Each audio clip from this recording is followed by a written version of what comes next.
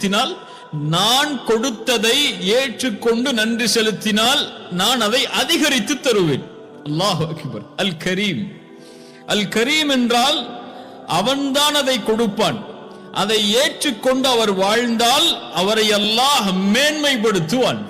நபி அய்யூப் அலைஹிஸ்ஸலாம் அவரை பற்றி அல்லாஹ் சொல்லும்போது இன்னா வஜத்னாஹு சாபிரன், அல்லாஹ் அவரை பொறுமையாளராக பெற்றுக்கொண்டான். அந்த பொறுமையை கொடுத்தவன் யார்? அல்லாஹ். அந்த அஹ்லாக்கை, அந்த குணத்தை கொடுத்தவன் யார்? அல்லாஹ். ஆனால் அதை அல்லாஹ் சொல்லிவிட்டு சொல்கிறான், நிஅமல் அப்த், அவர் மேன்மையான அல்லாஹ்வுடைய அடியார். இன்னஹு அவ்வாப், அல்லாஹ்வை நோக்கியே திரும்பக்கூடிய அடியார் என்று அல்லாஹ் ரப்புல் ஆலமீன் அவனுடைய புத்தகம் அல் குர்ஆனிலே சொல்லுகிறான். சுப்ஹானல்லாஹ். அல் கரீம், நீங்கள் கேட்பதற்கு முன்னதாகவே உங்களுடைய உள்ளத்தில் இருப்பதை